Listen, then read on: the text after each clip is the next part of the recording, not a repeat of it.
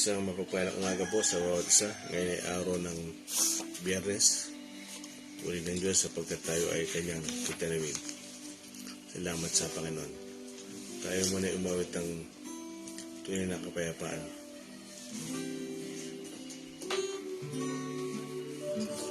Panatagang aking isipan, pagsubok man ay dumating. Ang Diyos ang pumagabay sa isip ko tandaan. Ang kanyang mga kamay aking gabay at patnubay, tanging sa piling niya lubos ang ligaya. Anuman kalagayan, isipin o problema, ilapit sa kanya. Tiyak ang tugon niya sa piling ng Panginoon. Wala nang pag-alala at hindi na ako muling mangangamba. Ang tunay na kapayapaan sa Diyos ko lang nakapalatag. Hallelujah.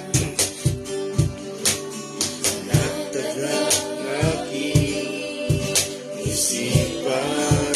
Hallelujah. Pagsubok man ay dumating. Ang Diyos ang gumagabay sa isip ko damdamin. Ang kanyang mga kamay aking gabay at patnubay, tanging sa piling niya lubos ang ligaya. Anumang kalagayan, isipin o problema, ilapit sa kanya. Tiyak at tugon niya sa piling ng Panginoon. Wala nang pag-alala at hindi na kumuling mangangamba. Ang tunay na kapayapaan sa Diyos ko lang natangka. Sa piling ng Panginoon, wala nang pag-alala at hindi na ako muling mangangamba. Ang tunay na kapayapaan sa Diyos ko lang. For the last time sa piling, hallelujah.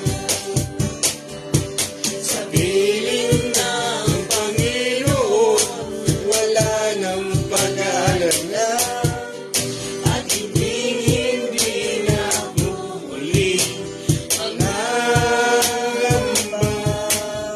Ang tunay na kapayapaan sa Diyos ko lang natangka. Sa Diyos ko lang, sa Diyos ko lang nakanta. Hallelujah. Praise your name. Glory, glory. Thank you, Jesus. We praise your name, Jesus. Thank you, Holy Spirit. Salamat po sa umagang ito. sapagkat, Panginoon, nararamdaman namin at nararanasan namin ang inyong kabutihan. Salamat sa inyong katapatan. Salamat po sa isang linggo na itinawid niyo po kami. Ngayon ay araw ng Biyernes. Salamat po. Salamat po, Ama, sa mga pagsubok. Salamat po, Ama, sa mga pinagdadaanan po namin. Purihin po kayo. Purihin po kayo, Panginoon, sa mga sitwasyon. Salamat po sa mga problema na dumarating sa aming buhay. Sapagkat nakikita po namin na kayo ay patuloy na hindi nagpapabaya, patuloy na gumagawa. Salamat po sa inyong pagkilos. Salamat po sa inyong provision, sa inyong plano. Salamat po sa buhay na ito na ibinigay niyo po sa amin upang kami ay makagawa. Salamat po, hindi niyo kami iniiwan. Hindi mo kami pinababayaan. Maraming salamat po, Panginoon, sa mga nararanasan po namin. Salamat po, Panginoon. Salamat sa mga sitwasyon na kuminsan ay mahirap ipaliwanag. Salamat po. Purihin po kayo, Panginoon. Purihin po kayo, O Diyos. Kayo ay dakila. Kayo ay tapat, Panginoon, kayo matuwid. Salamat po sa inyong pagmamahal. Napatuloy po namin naranasan, Panginoon. Salamat po sa inyo. O Diyos, pagpalain mong oras na ito, ang umagang ito ay patuloy kayong maparangalan. Purihin po kayo, Banal na Espiritu. Ito po ang aming samot dalangin sa pangalan ni Jesus. Amen. Purihin po ang Panginoon sa umagang ito. Kami po ay babati. Good morning po, Brother Alan Rocreo, Brother JC Gardose, Brother Ivan Kier Tataro, Sister Cherry Pimentel, Sister Anita Katembung, Sister Faustina Fuentes Rovero, Pastora Leonora de los Santos Santiago, Sister Josefina Lumapad, Angel, good morning, Brother UDG Velasco, Brother Matt Langga, and Sister Crisel Centeno. Good morning po sa bawat isa. Topic. Yes, good. Sige, salamat sa Panginoon. Mapatuloy tayo. Basahin natin yung ating text. Magandang umaga po sa ating lahat. Ang topic po natin ay Jesus Wept o Tumangis si Jesus Part 3. At ang text naman po natin ay sa John chapter 11 verse 27 to 39. Sabi po dito, sumagot siya, Opo, Panginoon, sumasampalataya po ako sa inyo at naniniwalang kayo nga ang Kristo, ang anak ng Diyos na paparito sa daigdig. 28. Pagkasabi nito, umuwi si Marta. Tinawag niya si Maria at binulungan. Naririto na ang guro at ipinapatawag ka. 29. Pagkarinig nito ay nagmadaling tumayo si Maria upang salubungin si Jesus. 30. Wala pa si Jesus sa nayon. Naroon pa lamang siya sa lugar kung saan siya sinalubong ni Marta. 31. Nang makitang si Maria ay nagmamadaling tumayo at lumabas, sinundan siya ng mga Hudyong nakikiramay sa kanila. Akala nila'y pupunta siya sa libingan upang umiyak. 32. Pagdating ni Maria sa kinaroroonan ni Jesus, nagpatira pa siya sa paanan nito at nagsabi, Panginoon, kung narito lamang kayo, hindi sana namatay ang aking kapatid. 33. Nahabag si Jesus at nabagbag ang kanyang kalooban nang makita niyang umiiyak si Maria. Pati ang mga Hudyong kasama nito. 34. Saan ninyo siya inilibing? Tanong ni Jesus. Sumagot sila, Panginoon, halik kayo at tingnan niyo. 35. Tumangis si Jesus. 36. Kaya't sinabi ng mga Hudyo, talagang mahal na mahal niya si Lazaro. 37. Sinabi naman ng ilan, napagaling niya ang bulag. Bakit hindi niya nahadlangan ang pagkamatay ni Lazaro? 38. Muling nabagbag ang kalooban ni Jesus pagdating sa libingan. Ang pinaglibingan kay Lazaro ay isang yungib na natatakpan ng malaking bato. 39. Alisin ninyo ang bato utos ni Jesus. Ngunit sumagot si Marta, Panginoon, nangangamoy na po siya ngayon. 4 na araw na siyang patay. Amen. Praise God. Salamat Ate Daniel. Bago yun, babalikan natin yung verse 20. Sister Cathy. Now, makinig kayo. Bago natin balikan yung verse 20, yung kahapon. Kasi pagduduktukin natin yan, yung kay Maria at kay Marta. Ngayon, malalaman natin kung ano talaga yung konteksto ng ating pinag-aaralan. Mga kapatid, ano ang topic natin? Jesus wept. Ano sa Tagalog? Tumangis si Jesus. Now, meron na ba kayong dahilan o nabubuo sa inyong isipan bakit umiyak ang Panginoong Jesus? Meron na kayong dahilan? Magbigay nga kayo sa akin ng isang saglit lang. Sister Rami, isa lang, bago tayo magtuloy. Ano yung idea mo? Nagduda si Nagduda. Marta sa kay Panginoon. Yan. Diyan umiikot yung ating pinag-aaralan. Di ba? So, may idea na kayo. Mamaya, habang binabalangkas natin, mas lalo nating maintindihan bakit nabagbag ang Panginoon. Bakit siya tumangis. Amen? Kaya, verse 20, so ito, babalikan natin ito. Siguro ang supporting verse lang natin, iisa. Kaya, gusto ko kasing matutukan natin yan. Kaya, magpasimula na tayo hanggang Sister Cathy, 20 to 27, pero start ko muna ng 20, tapos pahinto-hinto ka, magkukomment ako. John 11:20. Nang mabalitaan ni Marta na dumarating si Jesus, sinalubong niya ito.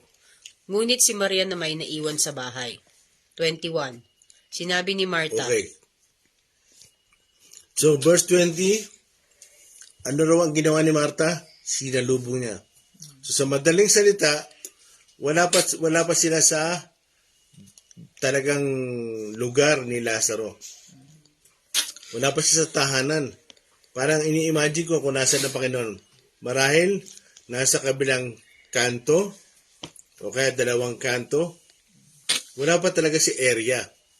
Kasi, kung babasahin natin yan, si Marta ay nasa kanilang tahanan. At marahil, nagkaroon ng ingay. Nandiyan na si Jesus. Nandiyan na ang guro. Malayo pa. Nasa kanto pa lang. No? Hindi ko alam kung 3 kanto. No? Nandiyan na si Jesus. Nandiyan na ang guro. Narinig ni Marta. At syempre, yung magkapatid, nagdadalamhati eh. Nalulungkot. At dali-dali, mga kapatid, dali-dali siyang pumunta kay Jesus. Pakulit mo nga sa verse 20, Sister Cathy. 11:20. Nang mabalitaan ni Marta na dumarating si Jesus, sinalubong niya ito. Ngunit si Maria na may naiwan sa bahay. Yun. So makita nyo, dali-dali si Marta. Bakit? Sinalubong niya eh. Hindi na siya naghintay na dumating pa sa bahay. Naunawaan niyo ba? So marahil, doon na sila sa daan nag-usap. Verse 21. 21. Sinabi ni Marta, Panginoon, kung kayo po ay narito, buhay pa sana ang kapatid ko. 22. Subalit nalalaman kong kahit ngayoy Wait. 21. Pakulit ulit 21. Sinabi ni Marta, Panginoon, kung kayo po ay narito, buhay pa sana ang kapatid ko. Okay, sa madaling salita, Lord, late po kayo. Late po kayo. Biro niya, hindi na inintay ni Marta makarating ang Panginoon sa bahay. At pagdating sa daan, Lord, ganito lang yan, mga kapatid, idadramatize ko, Lord, late ka! No? With emotion yun. Bakit? Nagdadalamhati si Marta, ginagamit natin yung ating imagination dito. Lord, umiiyak, marahil, may pagluha yun. Lord, late ka. Diba? At siguro, may halong tampo yun. Diba? Kayo nga minsan pag hindi na naibigay yung yung konting maliit na, o kaya hindi naintindihan si pastor, diba may isa may tampo? Ay, maaminin niyo yan. Amen. Kabisado ko kayo. Yung sitwasyon na yan, Lord, late po kayo. Now, tatanungin ko kayo. Kagaya ng sinabi Mr. Rami, nagdududa. Yan bang sinabi ni Marta? Salita ba ng pananampalatayan o pagdududa? Faith ba yan o doubt? Doubt. I-record natin. 1 point, doubt yan. So, tuloy, Sister Gati. 22. Subalit nalalaman kong kahit ngayon ipagkakaloob sa inyo ng Diyos ang anumang hingi ninyo sa Kanya. Okay. So, dito, pinaliwanag ko na yung kahapon. No? Tuloy, Sister Gati. 23. Muling mabubuhay ang iyong kapatid, sabi ni Jesus. Oh. So, tandaan nyo na, sinabi ng Panginoon yan. At yung 22 at 23, dyan yung makikita na si Marta talagang napanghihinaan na siya ng loob. Ulitin mga verse 22. 22. Subalit nalalaman kong kahit ngayon ipagkakaloob sa inyo ng Diyos ang anumang hingi ninyo sa Kanya. Okay. Di ba kapos sinabi ko nga sa inyo, yan yung mga sentence o salita ni Marta na mali. Bakit? Ulitin mo ulit. 22. Subalit nalalaman kong kahit ngayon ipagkakaloob sa inyo ng Diyos ang anumang hingi ninyo sa Kanya. Di ba? Sa John chapter 5 verse 21, ang ama at anak ay parehong bumubuhay ng patay. At ang Panginoong Yesus, bubuhay niya kung sino ang gusto niyang buhayin. Pag gusto niyang patay ka, hindi ka niya bubuhayin. Ahaya ka niyang mamatay. Physical yung pinag-usapan dito. Pero gusto ko lang establish dito, ang Diyos, ang Ama at ang Anak ay iisa. Saan makikita yon? John 10:30. Huwag niyo kakalimutan yan. Mahalaga yan. Tuloy sa Gati. 23. Muling mabubuhay ang iyong kapatid, sabi ni Jesus. Okay. Yan yung mga salita na kung saan ay malayo ang sagot ni Marta. Malalaman nyo, mga kapatid, bakit si Marta ay pumunta kagad sa kanyang kapatid. Bakit iniwan niya ang Panginoon sa daan? Malalaman nyo. Yan yung talatang yan. Mga bagay na kung saan ay hindi niya kagad matanggap. Tuloy. 24. Sumagot si Marta, nalalaman ko pong siya'y mabubuhay muli sa huling araw. Okay. Ano sabi ng Panginoon? Muling mabubuhay ang Yung kapatid mo. Pero ang sagot niya ay malayo. No? Kahapon pa natin yung binubulay-bulay. Pinapaalala ko lang ngayon. Malayo ang sagot niya. Hindi niya iniisip na kayang gawin ng Panginoon anytime. Amen? Yung salita ng Panginoon para bang hindi nagsisinking sa kanyang isipan. Naiintindihan ko si Marta. Bakit? Nagdadalamhati siya. Namatay nga eh. Ano ba si Jess namatay? O, di ba? So, parang magugulantang kayo. Bakit? Namatay si Ate Jess eh. Mag-aabuli ka ba, Shing? Tuloy. 25. Sinabi sa kanya ni Jesus, Ako ang nagbibigay buhay at muling pagkabuhay. Ang sino mang sumasampalataya sa akin, kahit mamatay, ay muling mabubuhay. Amen. Tandaan niyo mga kapatid, yung sinabi ng Panginoon na muling mabubuhay yung kapatid, tapos biglang sinabi diyan, ako ang muling pagkabuhay at ang buhay. Mga kapatid, hindi kagad matanggap ni Marta yan. Kayo ba, tinatanggap niyo ba kagad yan? Marahil dahil nababasa natin yan, napag-aaralan natin. Kailangan maintindihan natin yan. Si Jesus ang muling pagkabuhay. At kung bakit tayo nabubuhay ay dahil kay Jesus. Di ba nga sabi ko nga sa inyo, nilikha ang lahat ng bagay dahil sa pamamagitan niya. Ibig sabihin, Hindi pwede magkaroon ng creation without Jesus. Amen? Kaya, pakiulit sa Targati yung huli. 25. Sinabi sa kanya ni Jesus, Ako ang nagbibigay buhay at muling pagkabuhay. Ang sinumang sumasampalataya sa akin kahit mamatay ay muling mabubuhay. Amen. Anong ibig sabihin? Ang totoo mga kapatid, na kay Jesus lang ang pag-asa natin. Ulitin ko para matanim sa inyo. Na kay Jesus lang ang pag-asa natin. Talagang kailangan makiisa tayo sa Kanya. Sinasabi niya kay Marta, Marta, ako ang muling pagkabuhay. I am the resurrection and the life. Tuloy sa Targati. 26. At sino mang nabubuhay at sumasampalataya sa akin ay hindi mamamatay kailanman. Naniniwala ka ba sa sinabi ko? Okay, nandito na tayo mga kapatid. Tandaan nyo, yung tanong ng Panginoon, yung tanong ng Panginoong Jesus, mahalaga yun. Naniniwala ka ba? Naniniwala ka ba, Marta? Ano yung mga sinabi ng Panginoon dapat paniwalaan ni Marta? Una, muling mabubuhay ang kapatid mo. Ngayong araw na ito, hindi bukas, hindi next week. Ngayon, kahit nakalibing pa yan, Marta, mabubuhay yan. Naniniwala ka ba? Lord, mabaho na eh. Ang ini-establish natin dito, yung paniniwala ng isang kaibigan. Ano pa? Ano pa yung gustong ipaunawa ng Panginoong Jesus kay Marta? Kung naniniwala ka ba, Marta? Ano yun?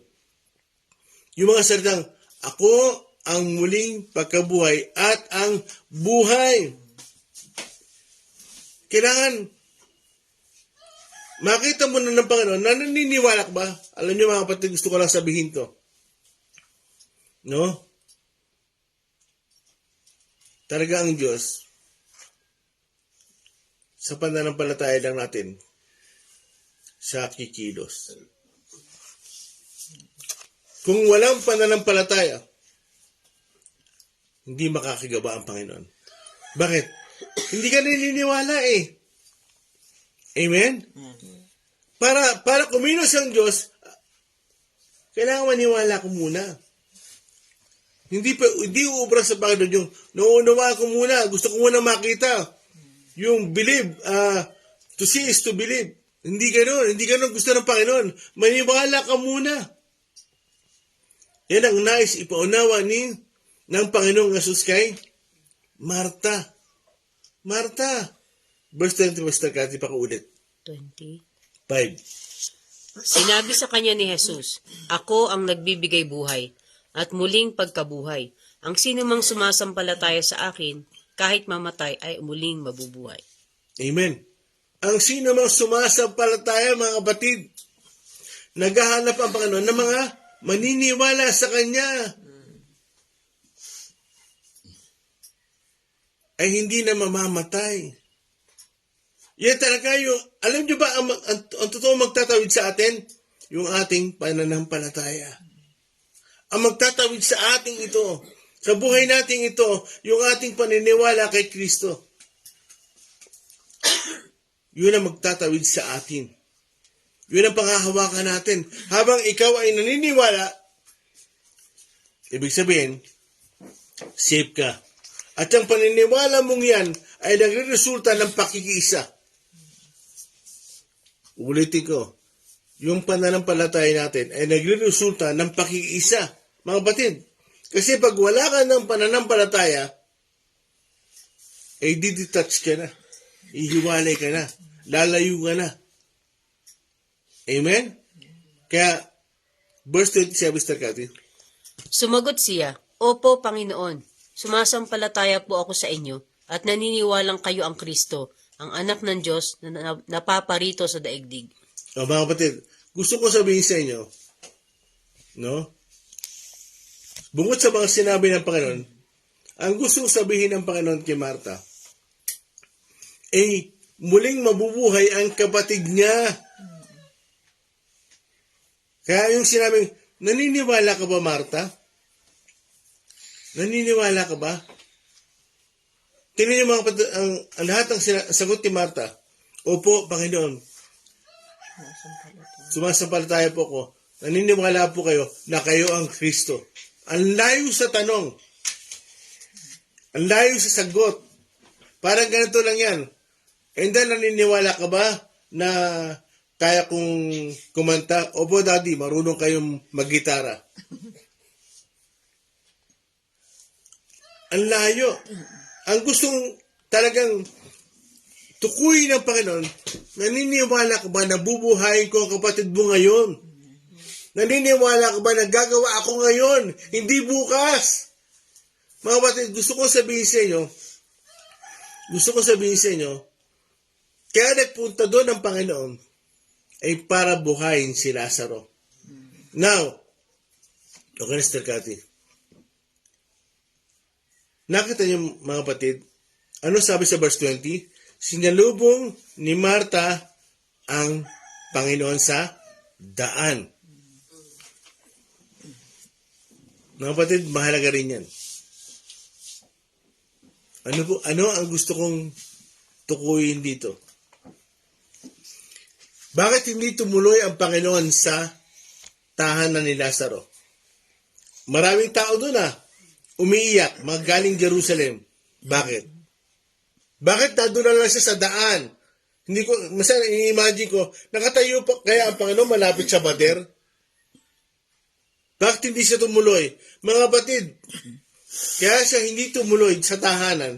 Hindi nagpunta ang Panginoon para makaiyak sa mga tao. Ulitin ko, hindi nagpunta ang Panginoon para makilamay. Para makihapis. Bakit? Bubuhayin niya talaga si Lazaro. Nawatan. Naintindihan. Verse 4. Pag-ulit tayo, verse 4 muna tayo. Verse 4 ng chapter 11 ng John. Nang marinig ito ni Jesus ay sinabi niya, hindi niya ikamamatay ang sakit na ito. Tuloy. Nangyari iyon upang maparangalan ang Diyos at sa pamamagitan nito'y maparangalan ang anak ng Diyos. Di ba? Bubuhayin niyo talaga si Lazaro para maparangalan ang Ama at ang Anak. Anong ibig sabihin? Para maparangalan ang iisang Diyos. Amen. Dan 10:30. Ako at ang Ama ay isa. Verse 15. Verse 15. Nagagalak ako. Ngunit ako'y nagagalak dahil wala ko roon upang kayo sumampalataya sa akin. Tayo na, puntahan natin siya.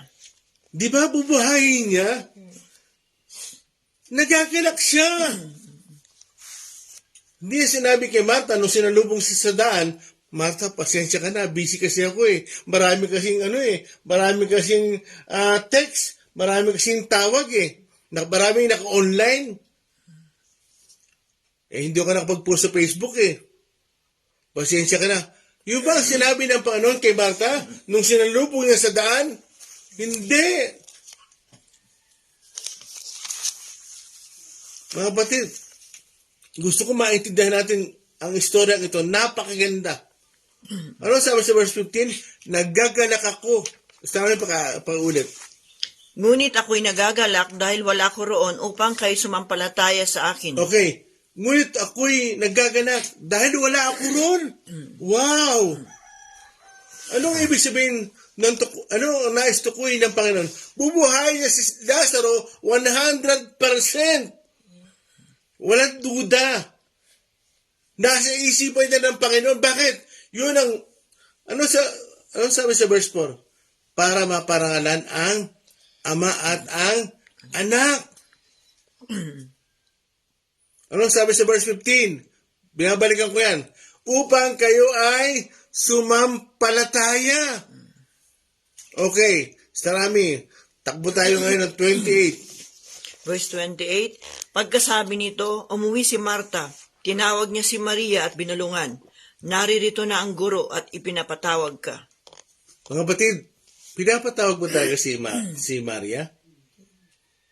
Pinapatawag ba talaga si Maria? Hindi po. Hindi siya pinapatawag. Alam ng Panginoon ang gagawin niya. Tuloy sa rami. Verse 29, pagkarinig nito ay nagmadaling tumayo si Maria upang salubungin si Jesus. Tuloy. 30, wala pa si Jesus sa nayon. Naroon pa lamang siya sa lugar kung saan siya sinalubong ni Marta. Okay. So makikita nyo, yung position at location ng Panginoon, hindi nagbabago. Iniwan ni Marta ang Panginoong Jesus doon. Siguro at marahil, hindi matanggap ni Marta yung sinabi ng Panginoon. Ako ang muling pagkabuhay at ang buhay. At ngayong araw nito, verse 23, bubuhayin ko ang kapatid mo. Hindi niya maunawaan yun, mga kapatid. Hindi maunawaan ni Marta. Pakulit na, verse 23. Muling mabubuhay ang iyong kapatid. Hindi niya maintindihan niya ni Marta. Kung ano-ano ang sinagot niya sa Panginoon. Ang sagot lang, opo. Yes, Lord. Opo. Kayo po ang buhay. Kayo ang pag-asa namin. Nasa inyo ang buhay. Mga kapatid, na kay Jesus ang buhay. Ang totoo, ang pag-asa nating lahat ng mananampalataya na kay Jesus.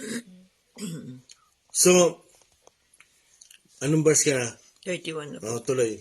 Verse 31, nang makitang si Maria ay nagmamadaling tumayo at lumabas, sinundan siya ng mga Hudyong nakikiramay sa kanila. Okay, may mga ususero. May nakikiramay. Tuloy. Akala nila ay pupunta siya sa libingan upang umiyak. Tuloy.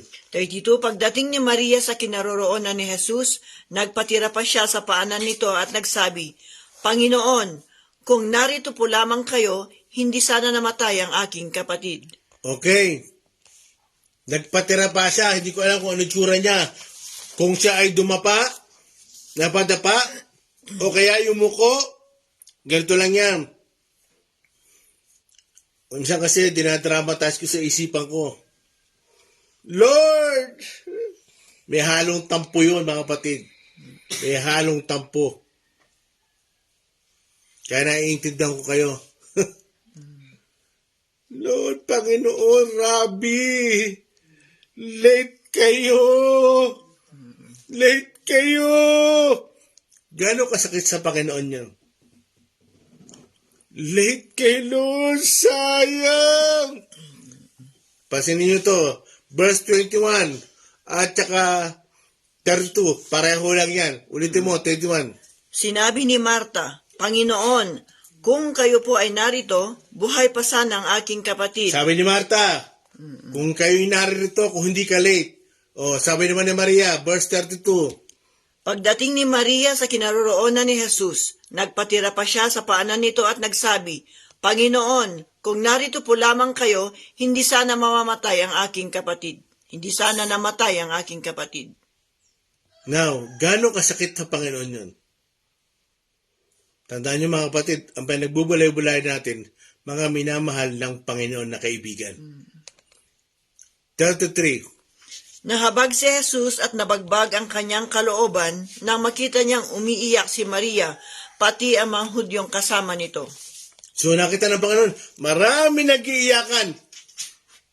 Unang-una na doon, yung kanyang mga minamahal na kaibigan. Gano'ng kasakit sa Panginoon talaga? Masakit talaga yun mga kapatid. Malalaman niyo kung bakit. Tuloy. Verse 34, Saan ninyo siya inilibing? Tanong ni Jesus. Sumagot sila, Panginoon, hali kayo at tignan ninyo. So hinatak siya. Dinala siya ni Maria. Niyaya siya. Tuloy, ito na. 35, tumangis si Jesus. Yan yung text natin. Yan yung ini-establish natin mga kapatid. Ano ba ang dahilan bakit talaga tumangis si Jesus? Sabi ni Sarami, doubt. Siyempre, dyan umiikot. Nakikita nyo na yung kulay. Unti-unting lumalabas ang kulay. Yung dahilan at kung ano ang ating pinag-uusapan. Tumangis si Jesus. Tandaan nyo itong mga salitang ito. Nabagbag si Jesus, tumangis si Jesus, tuloy. Verse 36, Kaya't sinabi ng mga Hudyo, talagang mahal na mahal niya si Lazaro. Okay, tingnan nyo ha. Mahal niya yung mga magkakapatid. Siguro, naniniwala ko, hindi naman mayaman sila Marta eh. Sila Maria. Hindi sila mayaman. Pero, mahal sila ng Panginoon. So, 30. 7 po. Okay, makinig kayo. Tuloy. Verse 37, sinabi naman ng ilan, napagaling niya ang bulag, bakit hindi niya nahadlangan ang pagkamatay ni Lazaro? Okay, mga kapatid, unawaan yan. Mula kay Marta at kay Maria. Tapos yung mga tao na nagsasalita sa paligid. Maraming tao. Napagaling niya yung bulag. Yung best friend niya, hindi. Nakakalungkot naman. Anong salita yon? Doubt ba yun o faith? Dakas nyo. Doubt. Pagdududa ba yun o pananampalataya? Pagdududa. Oh. Tuloy. Verse 38, muling nabagbag ang kalooban ni Jesus pagdating sa libingan. Ang pinaglibingan kay Lazaro ay isang yungib na natatakpan ng malaking bato. Okay, nabagbag na naman ng Panginoon.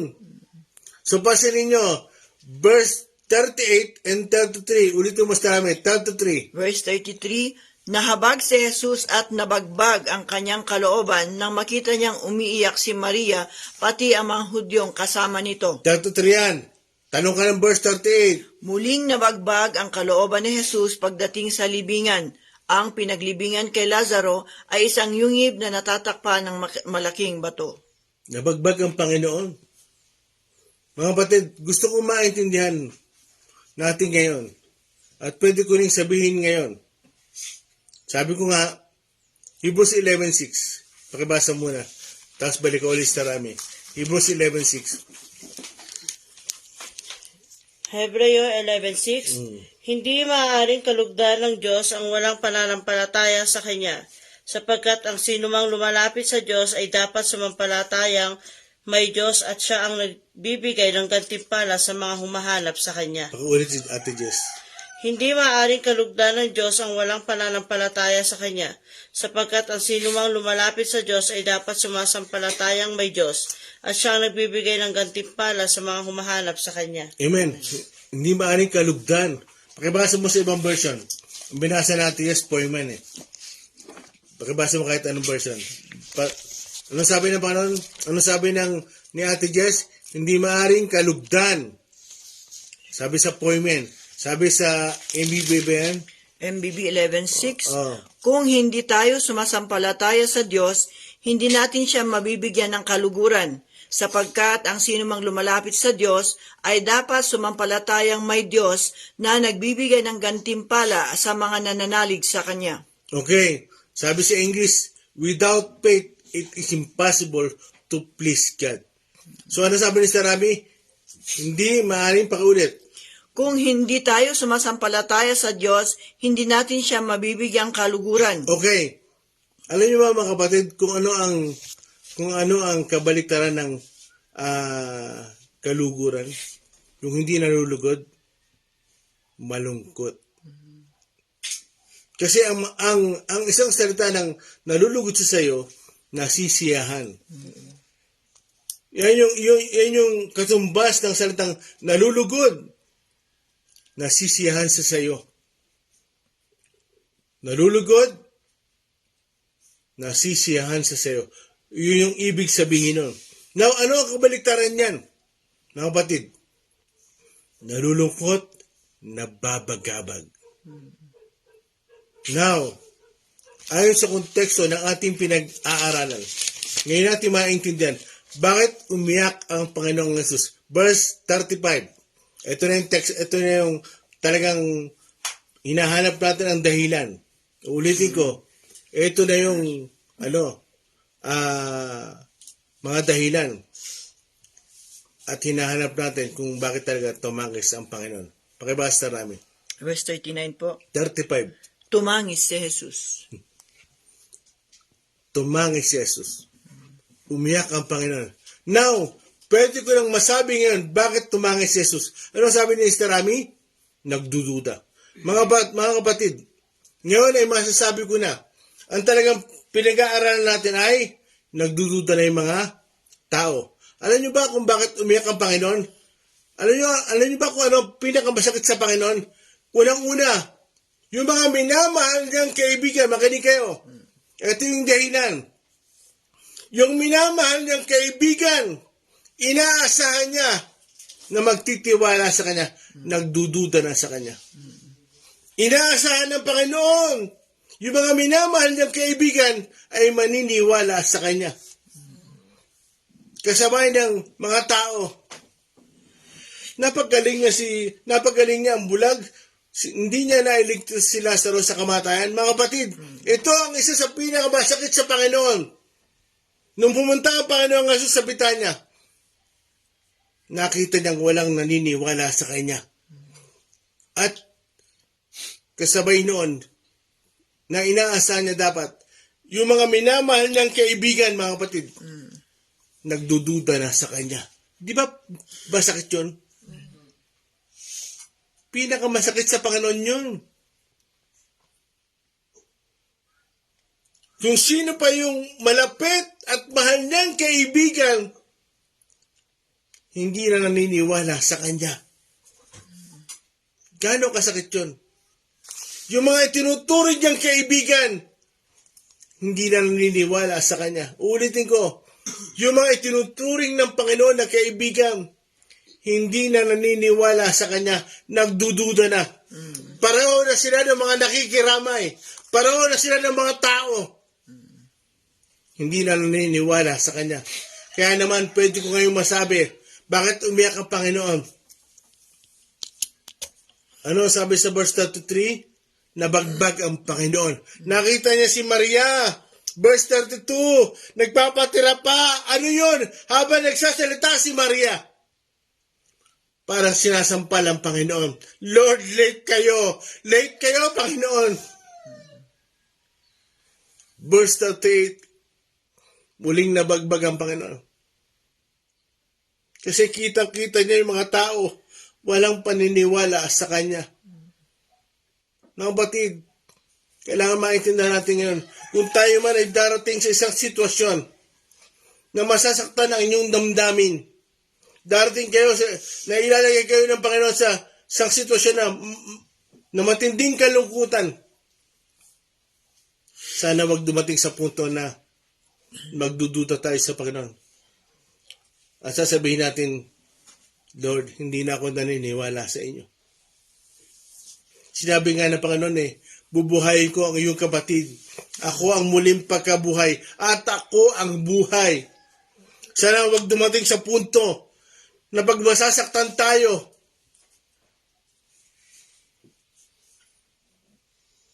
wag dumating o wag lumabas sa labi natin, Lord. Wag pumasok sa ating isipan, Lord, late kayo. Nahuli kayo.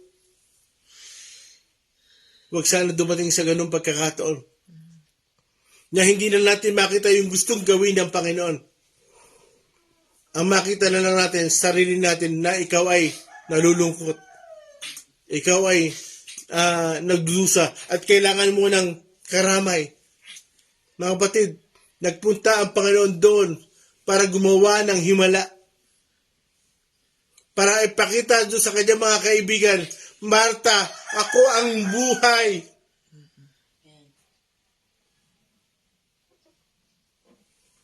Naniniwala ka ba sa akin, Marta?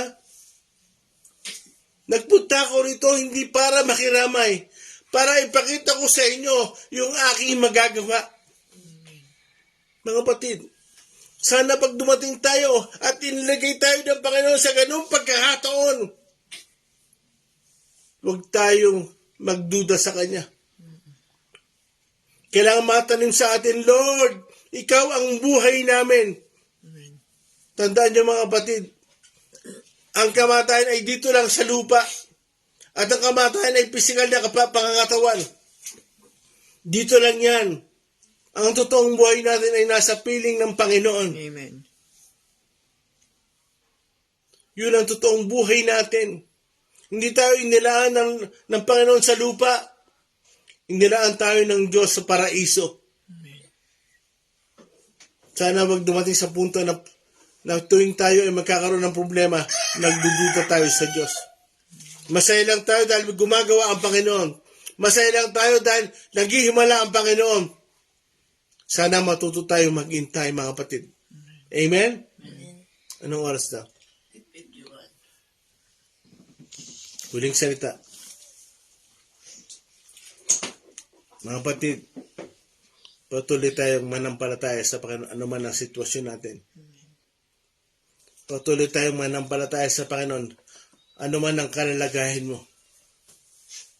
Mga kapatid, kayang baguhin ng Panginoon ang sitwasyon mo. Maniwala ka lang.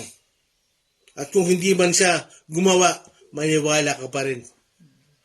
Amen? Dahil siya ang pag-asa natin. Siya ang buhay natin. Ano ang sabi ni Pablo? Pilipos 1:21, si Jesus ang aking buhay at ang mamatay ay pakinabang. For to me to live is Christ, and to die is gain.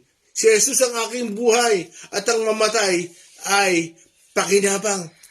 Huwag tayo magduda sa Panginoon pag dumarating tayo sa matinding sitwasyon. Amen? Amen. Panatag ang aking isipan.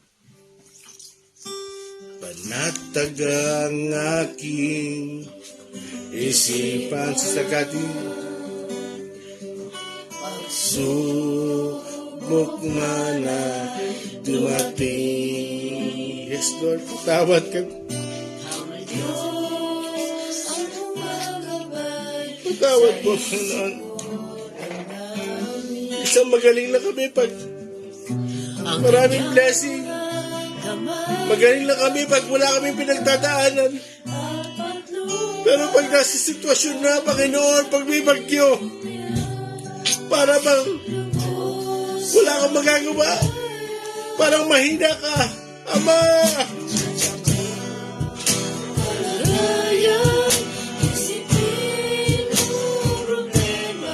Patawarin mo kami. Patawarin mo kami, Panginoon. Patawad po. Sa piling ng Panginoon. Kumisan, nagkakaroon kami ng pagdududa sa aming isipan, sa aming puso. Pag hindi ko kumikilos, pag nananahimik ka, aming Ama, aming Panginoon, pag nananahimik kayo, para ba na panghina kami ng loob sa piling, patawarin niyo po kami, Panginoon. Pag tumatahimik ka lang, at kami ay salita ng salita, na gusto namin gumawa ka na, dapat on time ka,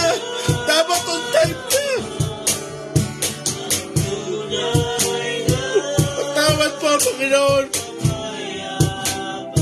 Patawad po.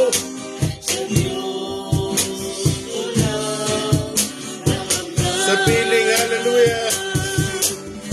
Sa piling ng Panginoon, wala Abba, nang Father, mag-aalala. Joshua, At hindi Jesus, muling Ginoo, Apo, patawad po. Hallelujah. tunay na Patawad po, aming Panginoon, yapak sa aming mga sa Diyos. pagdududa sa piling, hallelujah. Sa piling ng Panginoon, wala nang pag-aalala. At hindi na Kuya Rababagasa, Yeshua, Ora Babagasa, ang tunay na kapayapaan sa Diyos ko lang nakamtan.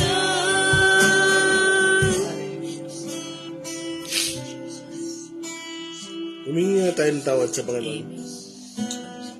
Na kung minsan dumarating tayo sa ganong sitwasyon. Lord, kung nandito ka lang, buhay pa sana si Lazaro. Humingi na tayo ng tawad sa Panginoon.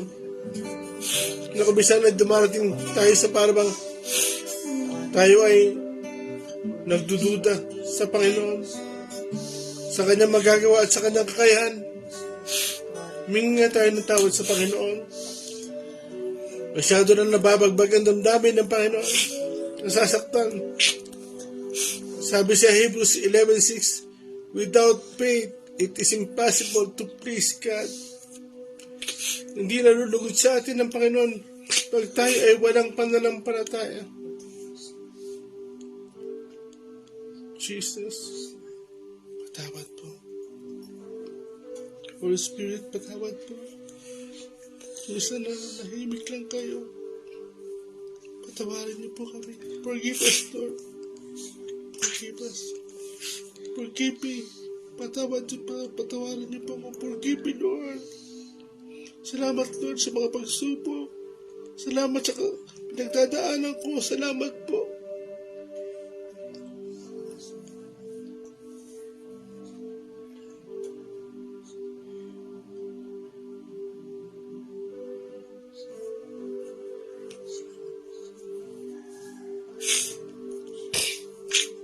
Sister Cathy. Hallelujah. Thank you, Lord Jesus. Hallelujah. Praise you, Lord. Praise you, Jesus. Praise you, Jesus. Praise you, Lord God. Hallelujah. Praise you, Jesus. Hallelujah. Praise you, Lord. Hallelujah. Thank you, Jesus. Forgive us, Lord God. Forgive us, Lord Jesus. Hallelujah. Hallelujah. Salamat sa inyo, Panginoon, dahil ang had mo ay mag-build ng relasyon sa amin. Kami na mahina, kami na madaling manghina, magbago, makalimot. Patawarin mo kami, Panginoon. Minsan ay kagaya kami ni Marta, ni Maria. Yes, Lord, patawad po. Yung mga tao, patawarin. Lagi ka namin tinatawag, sumasama ka sa amin. Nakikipellowship ka. Pero pag may problema, nakakalimot kami, Panginoon. Yes, patawad po, Ama. Tawarin niyo kami na nasaktan ka namin. Patawad po. Nasasaktan ka pala namin, Panginoon. Pag hindi namin kinakilala yung mga kaya mo na gawin para sa amin, Panginoon. Pag nagdududa kami, pag nawawalan kami ng tiwala, pag nakakalimot kami, nasasaktan ka pala namin, Panginoon.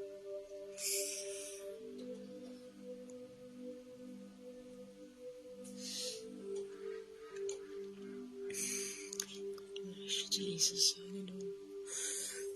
Salamat, Panginoon, sa revelasyon mo ito.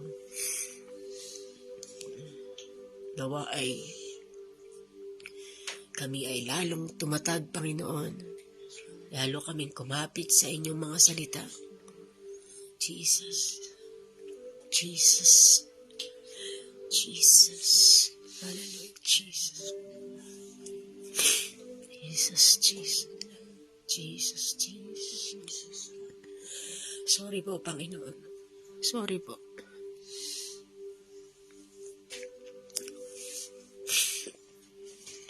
Mula ngayon, Panginoon, tulungan niyo po kami na laging listo at sensitive sa iyong damdamin, O Diyos. Praise you, Jesus. Hallelujah. Thank you, Lord God. Hallelujah. Salamat sa inyo, Panginoon.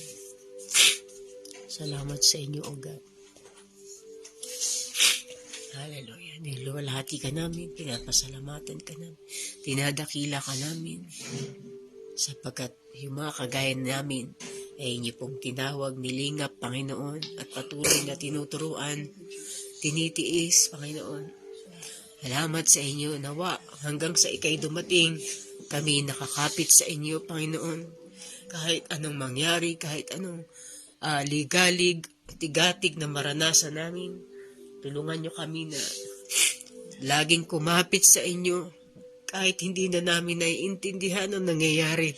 Yes. Salamat sa inyo, Panginoon. Salamat sa inyo. Hallelujah. Thank you, Jesus. Maraming pong salamat sa inyo. Salamat po, Panginoon. Kaya ngayong umaga natitiyak po kami. Ano man po ang aming pangangailangan. Ano man ang aming sitwasyon. Ikaw ay nariyan at hindi pa kami humihingi. Planado mo na ang mga pagtugon mo. Maraming salamat sa inyo. Maraming salamat sa inyo, Panginoon. Inaangkin namin by faith. Lord, nariyan ka sa tabi namin. At Amen. lahat, Panginoon, na magandang bagay ay nasa kamay mo. Inaabot mo sa amin, Panginoon. Maraming salamat po. Tinatanggap po namin. Kahit hindi namin nakikita, kahit hindi namin naunawaan. Pero dahil sinabi mo, naniniwala po kami. Maraming salamat sa inyo, Panginoon. Maraming salamat sa inyo. Sa Diyos po, sa inyong papuri, Panginoon. Hallelujah. Amen and amen.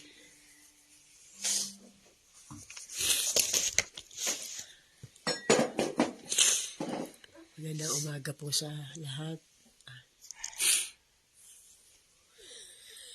Amen. Mapagpalang umaga po, Brother Oliver Martinez, Auntie Sally, Pastor Annabel, Sister Gina Yen, Iliana Balmori, me, Wab, William Villacorta, Raquel Narboneta, Lorena Mateo, Joy Rivera, Mary Chris Claudio, Pastor Jojo, Eden Danyo, Brother Julius. Good morning po sa inyo. Maging masaya po tayo, tapat po ang Diyos.